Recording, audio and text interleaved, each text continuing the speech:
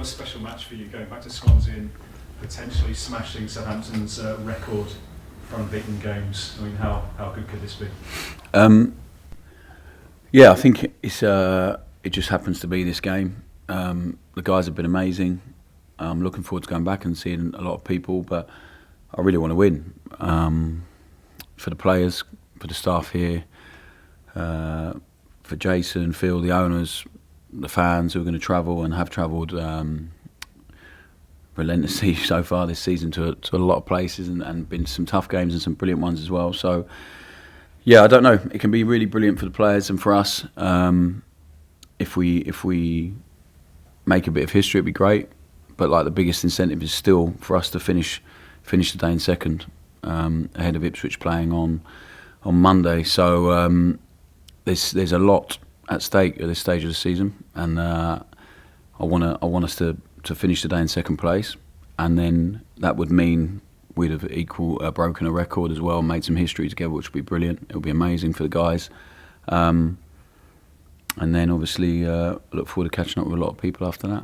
Yeah. What kind of reception are you expecting in Swansea, Russell? I don't know. I don't think you can ever expect anything in this game. So they were amazing with me after the game here, especially considering the result. And they were brilliant when I was there. So I don't know. I don't know what reception I'll get going back now.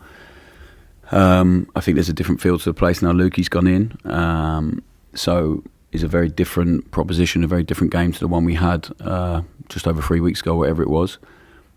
So it's definitely going to be a tougher game than it was, and it was a tough game for 60 odd minutes. And they had a couple of big moments early on, but we're really aware of some of the quality of player they've got and quality of person they've got and character. So yeah, it'll be a different game. So I don't know. I was extremely grateful for the 2 years I had there. I spoke so much about that before the previous game, and the reception I get, I can't control at all. But I hope is one similar to the feeling I have for the club of warmth and gratitude for everything they gave me when I was there. So we'll have to wait and see.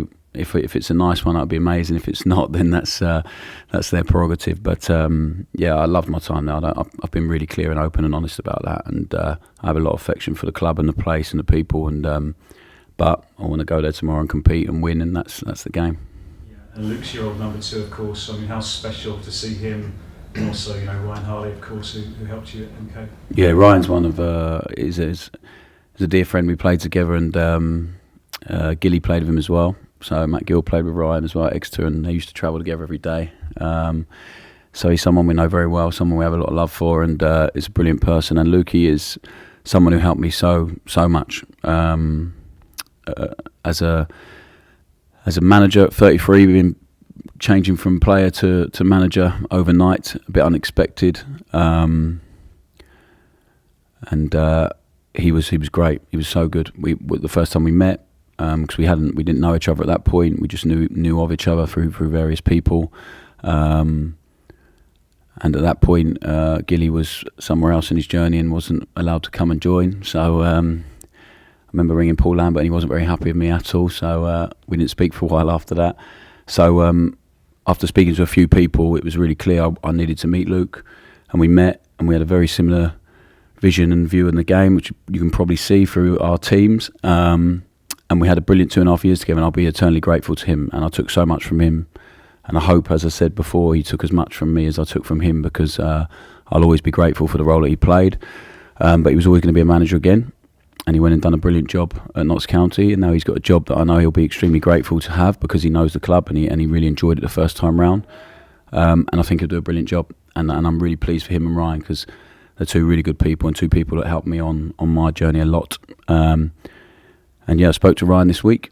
We didn't talk tactics or the game, but I know he's enjoying it, and it'll be really nice to see them both after the game. Once I'm sure we've screamed and shouted at each other a little bit in the dugouts. Just on the team news, Russ, Joe Rothwell's in from Bournemouth on loan.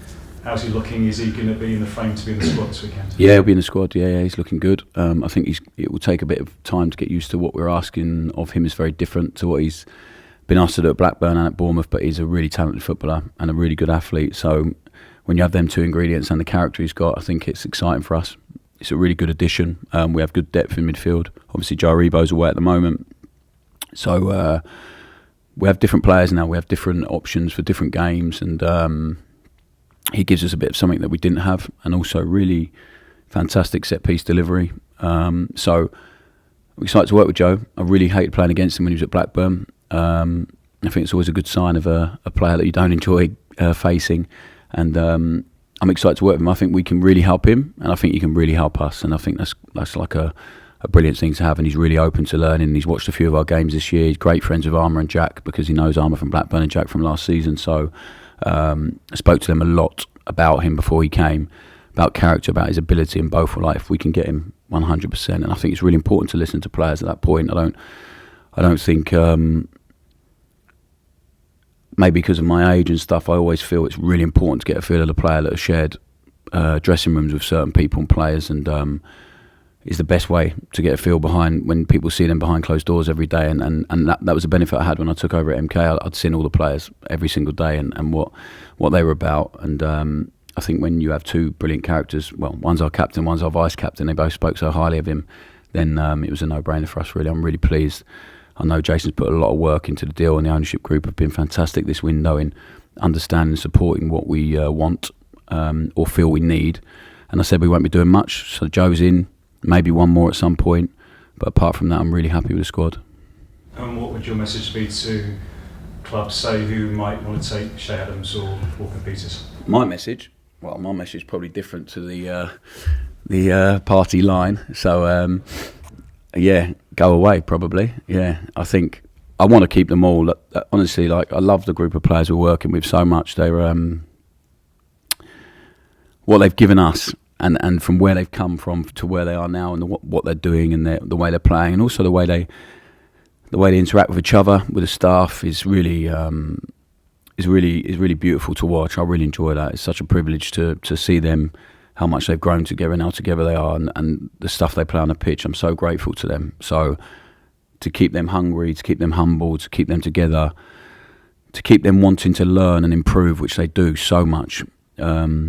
And they're so open, and they've always got ideas, and Shay's a big part of that, and Kyle is a huge part of that. So they're both very happy, I believe, because I believe them when we have honest conversation. So I don't think anyone's in a rush to leave the club. We've had interest for players in this window where the players just shot down the interest straight away because they want to be part of something here. And I think a lot of them feel the best thing for everyone would be to get to the Premier League together, and then to see where this way of playing and what we do and how we work, to see where it could take them in the Premier League. I feel that's genuinely a lot of the players' thoughts. But of course, a lot can change between now and next week. I'm really aware of that because it's January and it's chaos. But I hope we're left with both of them. I really do. And if we haven't, if we've lost anyone, I'm pretty sure we'll be able to, or we'll try and replace them. But if the right money was offered for, say, for Shay or for Walker Peters, I mean, are you saying that the club would find it hard to turn that down? I don't know. I think Carl's very different to Shay. Shay's got 6 months left on his contract, and I couldn't tell you what the right money is. So it's not my job. I leave that to Jason and the owners, and they keep me in the loop with everything. Jason and Phil and Henrik, Dragon, Rasmus, they keep me in the loop with all of that. So they know my feelings on it as well. I'm never going to sit there and be happy to lose a player, and they know my feelings if we lose him on what we feel we need to do. But ultimately, Shay is in such a good place. He's playing with so much freedom and energy, and I don't know. It's been nice to watch him over the last 4 or 5 games, and I hope we can continue working with him. But we'll have to wait and see. Just finally, Russ, 12:30 at Liberty. You back in Swansea. What's it going to be like, leaving the team? Yeah. You're still calling it Liberty. I'll get told off for that when I'll do that. But it's going to be. I don't know. It's interesting, isn't it? There's a lot. Your ex-club, a guy I worked with and have a lot of fondness for and affection for and gratitude towards. The players on the pitch, the same. And then looking forward to seeing some people in the background who don't get any plaudits, but they're amazing people. But ultimately, we're on a fantastic run. We're in a really brilliant place. We're at a club that I feel is growing and coming together all the time, and really doing things in a different way from the academy all the way through now, in a way that hopefully will be really beneficial and sustainable to the club for a long time. And a club I feel a huge responsibility and privilege to manage, and I want to win. So that's my overriding feeling. I got asked about it this morning from a friend, like, how do you feel about going back? And I don't know if you know, but I'm quite an emotional guy. I probably hide that really well. But I'm looking forward to seeing a lot of people, but I want to win, and I want our team to make some history together. I want to remain unbeaten. I want to be in second place at the end of the day. So all of that overrides everything, and then maybe after the game get to enjoy an hour or two with some people, and then before we make the long journey home. Good luck, thanks. Thank you. Adam? Just on Joe, it's happens to be Flynn Downs also returning like Ryan with you tomorrow, and Flynn's birthday tomorrow, of course, for the game. Is that an early birthday present for him, having Joe Rothwell, or is he competition for him, or can they complement each other? How do you see them? Yeah, I think Joe's more of an advanced one, really. So I think we have Flynn and Shay, and Will, who can play the deeper role as well when we need him to. But Joe is definitely one of the ones more advanced, with Jaribo, Stewie, Carlos. So we have a really good depth. And this month is less busy, but next month is chaos again. So we're going to need depth, and we're going to need different options as well for different games. And Joe possesses a few things that some of the other guys don't, and some of the other guys possess stuff that Joe doesn't. So I think we've given ourselves a problem with picking a team and leaving some really good players out. But I think we've helped ourselves a lot with the addition of Joe. So he was someone really early we identified, and was our number one choice in that position, because he can really, one of the biggest parts of his game is picking the ball up and driving and taking the team forward, and he's fantastic at it.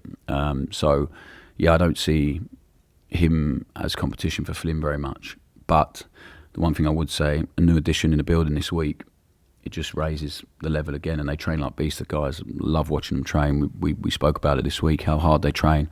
I think our subs, we've got more assists and goals from our subs than any other team in the league, which would be a really easy and lazy assumption because of the quality of player, but it's because they're ready. They train so hard, they push each other, they understand their role when they come on. And a lot of the time their mate has done the softening up on the opposition for them, and then they come on and they finish the job. So that is the role of the team and the squad. And we've given ourselves another really brilliant option to start, to come on, to raise the level of the group again. And I think it's only a good thing. And just to clarify, his arrival doesn't stop you still looking for a right winger? No, I don't think so. I said to you right at the start of the window, we have probably one or two areas. Maybe that wasn't an area people would have thought we were going to look into adding, but we have, and we've got it done reasonably early for January, because I think there'll be a lot going on in the next week or so. Not for us, I don't want to excite people, but for a lot of teams. I don't think it changes I spoke about obviously Nathan Teller last week, and I don't think it changes that. Joe's not going to turn up on the right wing all of a sudden doing 5 step overs, and we're not asking him to do that. We're asking him to come here and to play his game, but to understand his role for us and the structure, and it'll be great. Just finally on transfers, because I know you're going to get bored over the next 10 days talking about it. The Kyle Walker-Peters thing has seemed to come up because of this, reports start coming out about Chelsea being interested, and then I'm not on Instagram, but apparently removed some photos yesterday and put a new video up of his show reel, and of course people start adding 2 and 2 and making 27. Not sure Chelsea will watch Kyle's Instagram going through some, but of course it trust creates... me, if I was as good as him, I'd be putting on Instagram every single week and have a 2-minute highlight reel after every game. I guess that's why it's happened. You always have honest conversations with the players, so do you feel that you would know if any of the players wanted to move? Yeah, I spoke to Carl, and I also know his agent really well.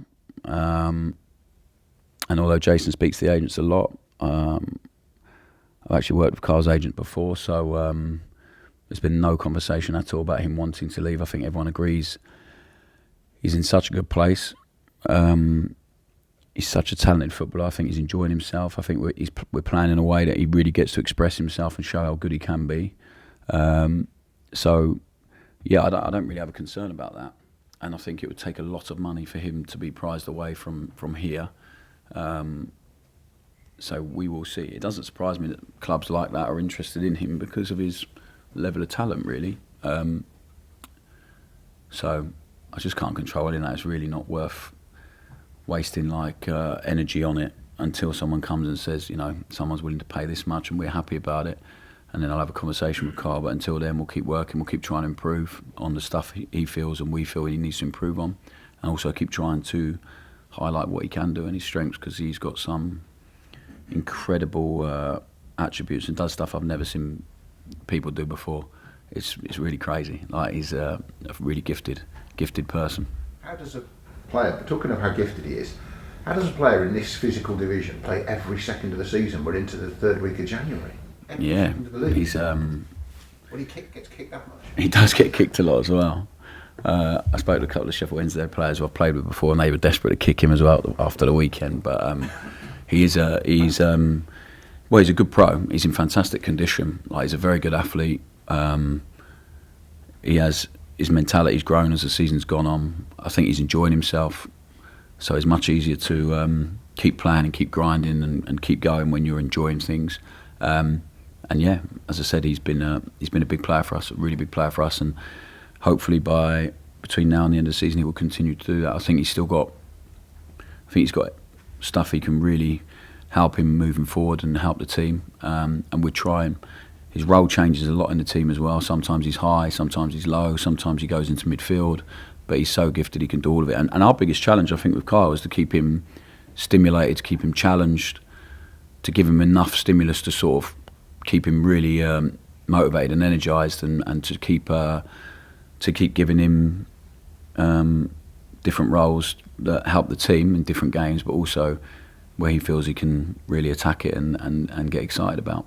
Another motivation, of course, an added one to the unbeaten run and chasing down everything, is that the other game above you has been moved to Monday. Mm-hmm. That's great, isn't it, as a manager? I mean, your players can look at it and know what things are going to look like when they finish. Yeah, so I said to the guys last week, I want to finish now, because Ipswich were kicking off late in second place, and we weren't in there for very long. So Ipswich did very well to win after going behind later on, but it's the same. And now we can be in there for a bit longer if we win and do our job, and that's all we can do is focus on ourselves. But for me, I know the unbeaten record will be an amazing achievement if we can do that.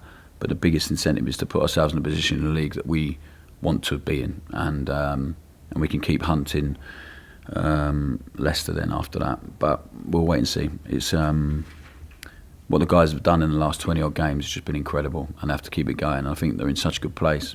It's now just about not overcoaching them, not complicating things, maybe one or two things every single game that are going to really help us, and then it's all about mentality and being the team we want to be. And it'll be another challenge this weekend. It'll be a difficult game, but I think wherever we've gone, the team is so brave, so aggressive, but we now need to convert a few of these away games that we've had into 3 points and not just one. Thank you. Moving to the section for 10:30 tonight, Alfie and George. Sure. Aris, I just wanted to ask, because you mentioned last week about this month being a real chance to get on the training pitch, I suppose, and work on a few things that you nailed down that you wanted to improve. I mean, without giving away anything sort of tactical-wise, what's been the focus this week? Without telling you tactically, it's quite difficult, isn't it? There's been a few things. So last week it was really around some stuff without the ball, really, which I know sounds crazy, but we keep emphasising to the guys is like everyone will talk about the stuff they're doing with the ball, about how much we have the ball. It's just impossible without the right mentality and connection in the team without the ball. So it's definitely been to continue that work for sure on certain bits, and then this week a couple of things that are hopefully going to really help us with the ball as well. So we'll see tomorrow. But I've loved training. I've loved the way the boys have worked. I think as a group of staff, when you stand back and watch them training, it's like, should never take that for granted. They really compete. They really fight against each other. We show so many clips in here, and we'll do in about an hour's time to the players from training on Wednesday, because it's just important to keep showing them some of the stuff they're doing and why they're doing it. But I've been really pleased with the training week. It's been nice to get back on the training pitch over the last couple of weeks, losing my voice a little bit. But apart from that, it's been really, really good. You mentioned the sort of goals and assists by substitutions. That was stats from this week. Another stat that came up is all the things that we set out at the start of the year we wanted to happen. So possession, pass accuracy, far and third entries. And in Southampton, this team are top of all of those in the Championship as well. As a managerial point of view, how pleasing has it been just to see that vision unfold over this sort of 19-20 games? Yeah, it's the best. Yeah. When you have when you come in somewhere and you have such a clear vision of what you think it's going to end up looking like, but you can never get there without the pain of making mistakes, because it takes time. Otherwise, I think maybe more people embark on that journey. I don't know, but we were aware of that. So we've only lost in 1 month, and they all came in 1 month, and we're paid for that a little bit. But from where the team were to where they are now and what they're doing now, it's just incredible. And I watch with real joy and pride at them. But I know there's still a lot of work to do. It's nowhere near finished yet.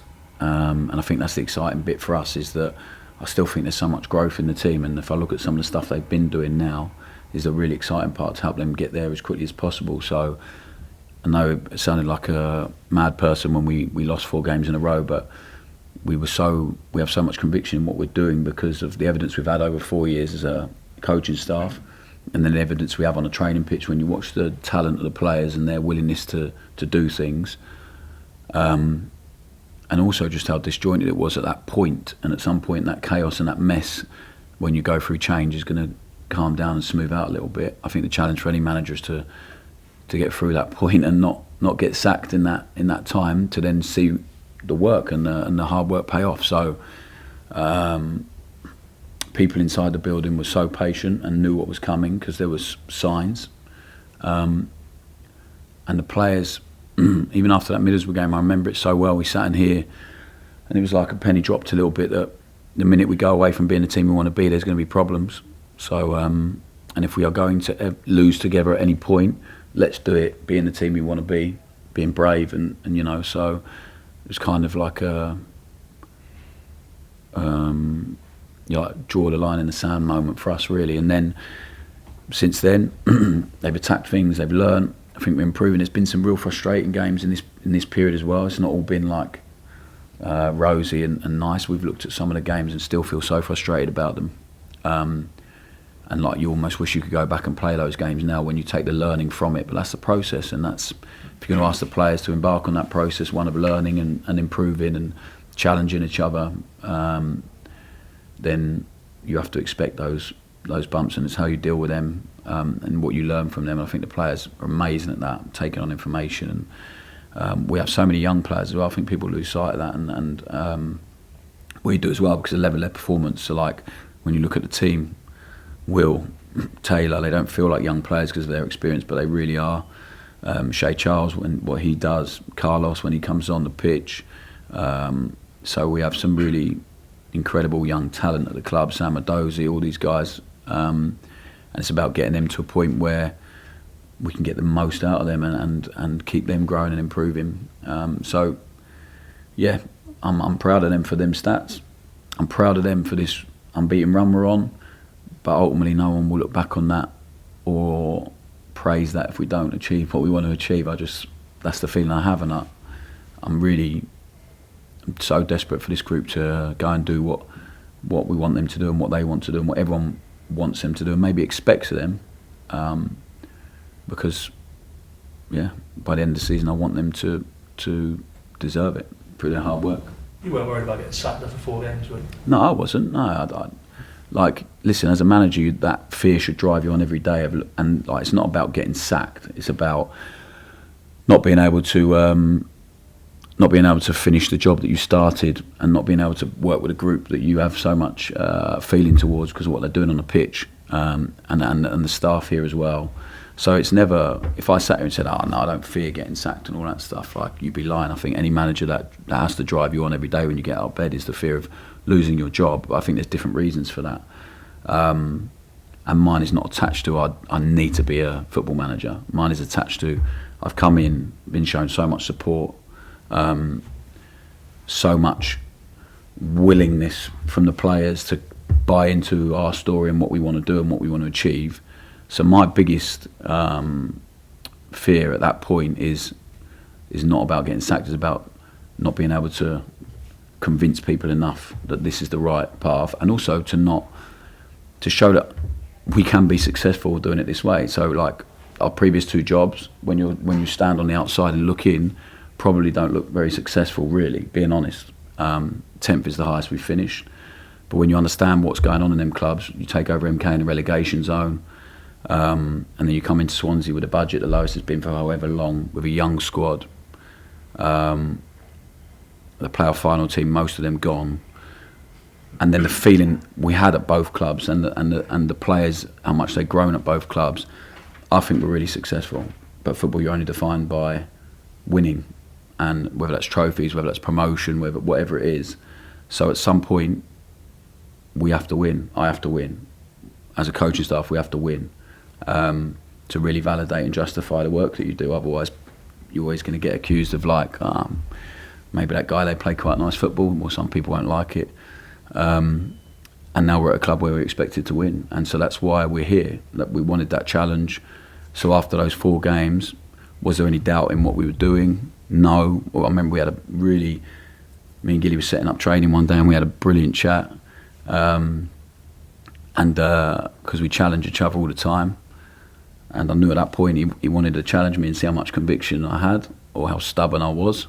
And I think we got through it beautifully, and as we always will, whatever the situation is, because when you believe in something so much and you have so much conviction in something, it's really easy to stick to it. So we will see how far that takes us, how long I'm able to stay in this job and enjoy it, and then I don't know, I definitely won't be doing it when I'm 75, 76 like Roy Hodgson is. That's just incredible, the energy that takes. I look at him and think, wow, I'm not sure I could ever do that. I'm not sure I'll be able to walk at that point, let alone manage a football club. So, yeah, huge amount of credit to the people that can do it for so long, because it is all consuming, and it's. But it is an amazing job and an amazing privilege, and I think at that point you just keep going, and hope you can really make a mark on something, really.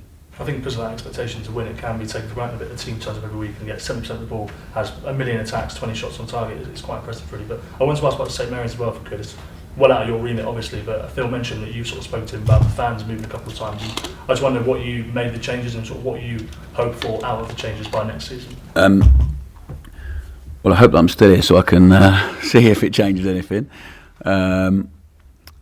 Yeah, so I think they talk into the fans all the time, fan advisory board, and I think one of Phil's remits when he's come in with the ownership group was to improve the match day feel for fans and the atmosphere and stuff. So when they suggested a couple of things, obviously they asked my opinion about it.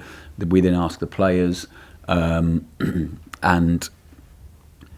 I think the changes will help. I think the atmosphere's been amazing, by the way. So from the start of the season to now is the energy, the atmosphere. I had a friend that came at the second home game, and then came against Sheffield Wednesday. I was like, wow, that's changed a lot. So yeah, I think it's been brilliant, and the home form's been incredible. Like what they've done over the last 9-10 games at home is just amazing. Everyone plays their part in that. The supporters, we've had opposition members of staff talking about the feeling coming to St Mary's now is completely different to what it was. A couple of them used the words like intimidating, and you've got it rocking and rolling and stuff like that. So yeah, it's been brilliant, and we have to keep that going. And now it's about transferring that to away from home as well, because we're so well followed. We sell out pretty much everywhere, and we'll never take that for granted. We'll never take for granted the way the players play when they achieve those sort of stats. It's not easy, and people will think it's easy because the regularity the players are doing it with, but they have to work so hard for that. So the changes, I think, are only to help the club, and I know Phil and the guys have spent a lot of time liaising with everyone on it. So I'm sure people have mixed opinions on it, but when we sit down and they justify the reasons, and they only want to help us, and they want to help the first team win, and that's why the whole club is set up to help the team win, because when the team wins, everyone benefits. So they feel it's going to help, and if they think it's going to help, when we sit down and chat, then I'm all for it. And as I said, my job now is just to stay in a job long enough to see that through, and hopefully it will improve even further. Cheers. Listen, just on Joe Rothwell quickly, when a player comes in January and they've not maybe had the 6 months that the other players have had, how do you as a coaching staff kind of help them get up to that speed that they need to be at to compete? Yeah, so he's going to have his brain fried for a week or two probably, but I think just hit him with every bit of detail we can, every bit of evidence on the training pitch, try and coach the life out of him in here and on the training pitch. He'll speak to the other players as well. He'll live the moments in training.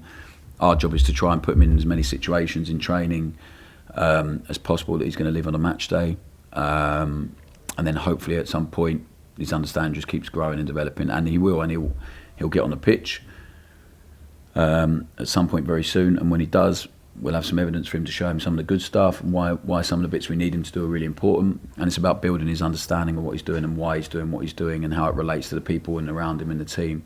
But he's an intelligent boy and he's a very good footballer, and I think when you have good footballers, the process is much quicker, much quicker. So yeah, I spoke to him the other day on Wednesday and he seemed pretty tired from the amount of information and physically as well, because the Premier League guys have just had a nice week off. So and most of them end up, I think, being in the Middle East somewhere, getting sun. He stayed here because he was hopeful of this deal getting done. So although he looked red enough at the end of the session that he'd been away, but yeah, he's been good. He's been good to work with, and he'll be great. Just last one from me. You expressed a couple of weeks ago, maybe a couple of months ago now, actually, that maybe we hadn't seen the best of Ryan Manning, but since he's come into the team, I think he's been amazing, hasn't he? So do you think we're sort of getting closer to seeing the best of Ryan Manning? Yeah, I think he's been great. I think the last 4 or 5 games been so good. It's the Ryan that we know, and I think you just can't underestimate. You move. He just had a young baby, so him and his partner moved with the little one in the hotel for a long while, trying to find a house. Which is not ideal. We're living in a hotel room with a 6-month-old baby. Yeah, bit older now, but it's not easy, right? And people take that for granted, that people just can come and settle in. And also left a place where he felt so comfortable and a big part of it. 3 years there, and then the expectation of working with us before, so people expect him just to hit the ground running straight away. And I think he played really well in the early games, and then paid for a lack of pre-season. So he came in so late. I hadn't had a pre-season anywhere, and then it catches up on you a little bit. And then James Bree came in, was fantastic. And Ryan's always at his best when there is a bit of competition and there's a bit of edge. And now he understands he has to work really hard to keep his place in the team, because you have Kyle Walker-Peters who can play on the left and do incredible stuff there. Jack's back now, can play right back. Breezy will be back very soon. So I'm really pleased for Ryan that you've started to see the best version of him, because when he is in his best place, he's one of the best in the league, in my opinion. Is why we work so hard to get him here, and we're really well supported to get him here, to bring him here. And the expectation is different as well, the same as it is for us. The expectation here is different to what it was at our previous club, and but he's been really fantastic, and I've enjoyed seeing, and also with the group as well. He's a big character. He's loud, so he's been good for the dressing room. Him and Joe Lumley have been amazing for the dressing room, and they're old pals from QPR days, so they're up to all sorts of shenanigans. And but it's been good. It's been really good, and I think they're probably 2 of the culprits for Wee Man's car at some point this week. I don't know if they were on the Twitter poll, but I'd put them right up there if they weren't. But yeah, I think Ryan has been great, and first and foremost, a really good person. And a really good player, and I'm really pleased he's starting to show that now.